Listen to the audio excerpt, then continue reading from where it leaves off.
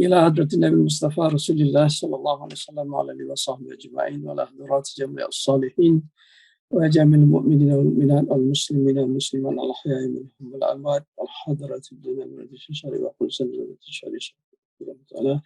الفاتحة. أعوذ بالله من الشيطان الرجيم. بسم الله الرحمن الرحيم. الحمد لله رب العالمين الرحمن الرحيم مالك يوم الدين. إياك نعبد وإياك نستعين اهدنا الصراط المستقيم صراط الذين أنعمت عليهم غير المغضوب عليهم. الحمد لله رب العالمين والصلاة والسلام على أشرف المرسلين سيدنا محمد وعلى آله وصحبه أجمعين.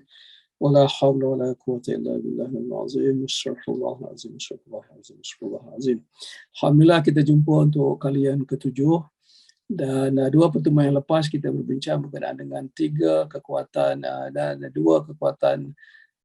Yang pertama kekuatan institusi pembangunan institusi Islam yang pertama iaitu iman dan taqwa. Kemudian yang kedua kita berbincang mengenai ukhuwah fillah. Maka pada hari ini insya-Allah kita akan berbincang kekuatan asas institusi Islam yang ketiga. Ya, dan ini yang terakhir insya-Allah iaitu kefahaman dan keselarasan.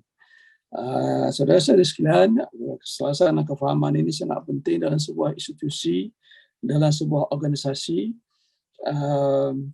Kerana kalau tidak ada kesefahaman dan tidak adalah keselarasan, dan nanti kalau tidak ada kefahaman nanti akan timbullah dalam institusi kita itu salah faham, tidak ada kesefahaman, tidak puas hati, ada percanggahan nanti, ada perkelahian, ada konflik. Jadi kelang kabutlah institusi itu dan tidak ada keselarasan, maka matlamat institusi juga tidak boleh tercapai dengan sebaiknya. Jadi institusi menjadi sangat lemah. Dan kita lihat banyak dalam institusi ini apabila tidak ada kefahaman dan keselarasan, maka begitulah lemahnya itu. Sebab itu dalam kebanyakan institusi Islam, gerakan-gerakan Islam ini mereka sangat tekankan kepada keselarasan pemikiran, wahdatul fiqh, dan juga keselarasan tindakan. Kalau kita tengok Ikhwan Muslimin, kita tengok gerakan Islam di Malaysia pun begitu, dan semuanya berusaha untuk menyelaraskan pemikiran, paling tidak menyelaraskan pemikiran, dan keselarasan itu tak boleh didapati kecuali faham apa yang kita nak perjuangkan, faham apa yang kita nak lakukan. Jadi bagi institusi Islam seperti Maidam ini dan juga institusi-institusi lain, maka kena ada asas kefahaman yang sangat penting, iaitu tentang Islam itu sendiri. Ya. Yang pertama misalnya kefahaman terhadap rukun iman dan rukun Islam. Yang kedua tentang sumber-sumber hukum ataupun dalam bahasa akademiknya epistemologi, epistemologi sama dari Al-Quran, hadis, ijma' dan qiyas. Itu nak kena faham, kemudian barulah boleh kita selaraskan pemberian kita, dan juga kena faham hakikat kerja kita. Aktiviti kita itu yang mutlaknya itu ialah untuk ibadah kepada Allah Subhanahu Wa Taala dengan menguruskan Islam dan hal ehwal Islam melalui Maidam. Itu nak kena ditekankan sungguh-sungguh supaya semua kita faham, dan apabila kita faham itu, maka nanti insya-Allah kita bertindak secara selaras, dan bila bertindak secara selaras moga-moga nanti insya-Allah matlamat tercapai, dan matlamat akhir kita mardatillah ataupun mencari redha Allah juga tercapai insya-Allah. Dan kita kena faham sungguh-sungguh bahawa kejayaan yang sebenarnya, kejayaan yang mutlaknya ialah di akhirat. Jadi kita boleh melakukan apa saja di Maidam ini dengan usaha berserah diri kepada Allah insya-Allah. Dan kalaupun tidak berjaya, tetapi kita yakin bahawa tidak berjaya itu mungkin ada hikmahnya, dan kejayaan yang sebenarnya kita nanti akan dapat lihat di akhirat nanti insya-Allah. Sama ada daripada apa yang kita lakukan itu boleh membuatkan kita masuk syurga ataupun kita masuk neraka, waliyahzubillah. Itu yang asasnya, rukun iman, rukun Islam, sumber ilmu, hakikat kerja kita. Ini selain daripada kita pergi kerja nak makan gaji, nak cari duit, cari pendapatan, ya. Ini yang lebih asas daripada itu ialah untuk beribadah kepada Allah, dan kita yakin juga kita kena ada kefahaman bahawa Allah pilih kita sebenarnya untuk menguruskan Islam dan juga hal ehwal Islam ini. Jadi itu merupakan satu penghormatan daripada Allah Subhanahu Wa Taala. Dan begitu juga kita ada kefahaman dan keselarasan untuk mencapai redha Allah Subhanahu Wa Taala. Moga-moga nanti di akhirat kita akan berjaya insya-Allah. Itu yang asasnya. Selain daripada itu, tentulah kita kena ada faham berkenaan dengan tugasan kita masing-masing. Tugasan kita masing-masing sebagai sebuah organisasi ini, kita seumpama satu manusia lah. Ada yang tugasnya ialah kepala tugasnya ialah berfikir. Ada tangan tugasnya untuk bekerja, ada kaki tugasnya untuk berjalan, dan begitulah seterusnya. Maka dalam organisasi juga begitu, ada kepala, ada ketua kita, ada bos kita.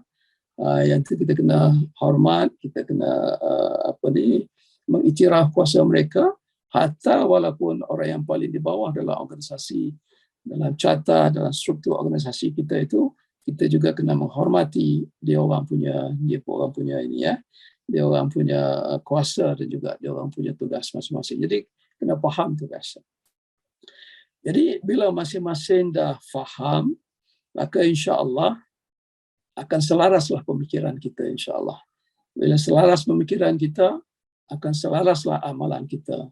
Bila selaras amalan kita, maka akan selaraslah tindakan kita insya-Allah.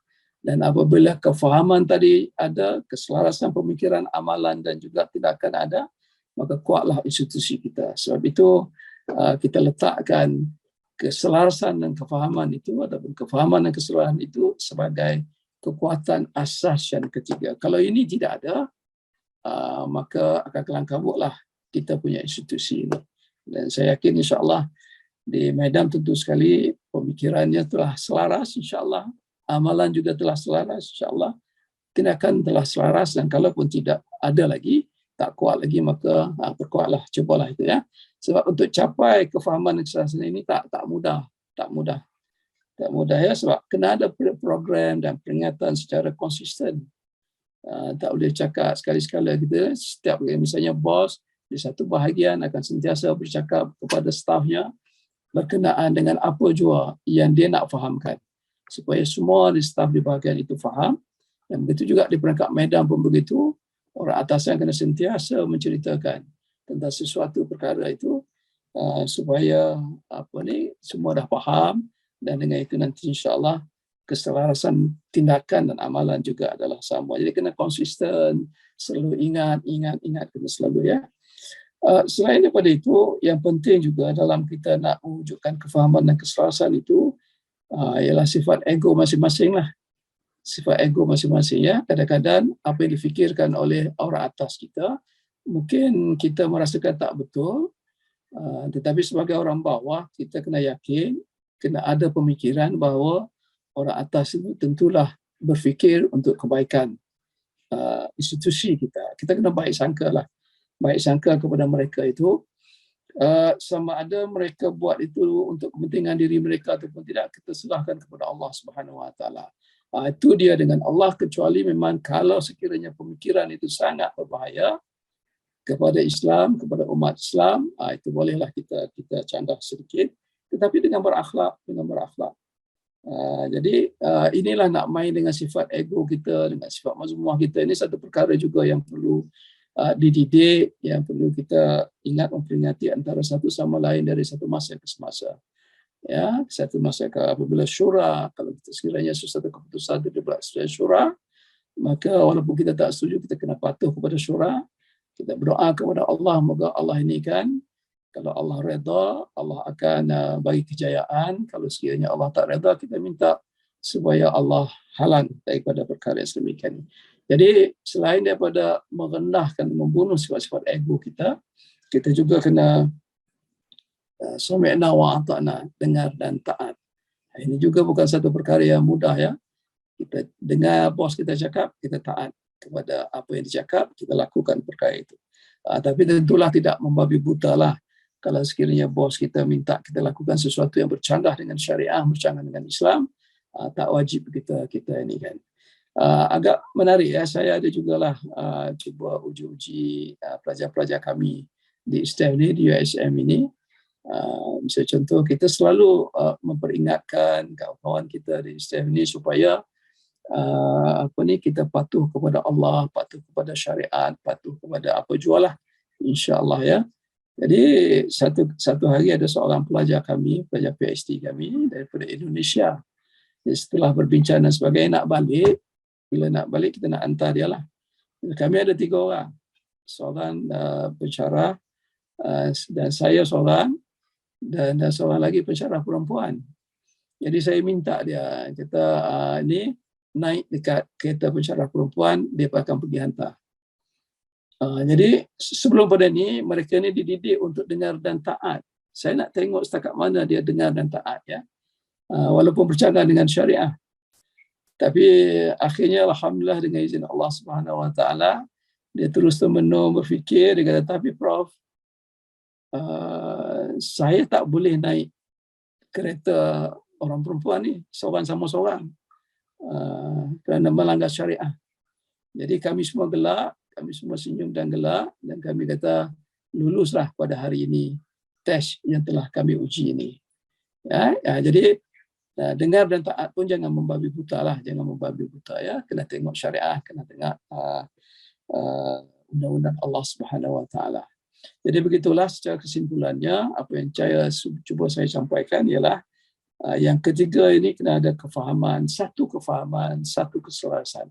Kalau dah ada, alhamdulillah bagus sekali, perkuatkan. Kalau belum ada, kena fikirlah bagaimana untuk membuat program-program yang boleh semua mencapai satu kefahaman, dan dengan itu segala tindakan kita, segala amalan kita, segala perbuatan kita untuk mendaulahkan Islam dan juga menggemilangkan umat Islam melalui Maidam ini dapat kita laksanakan dengan sebaiknya, insya-Allah. Jadi sekian untuk pada pagi ini. Wallahu a'lam. Assalamualaikum warahmatullahi wabarakatuh.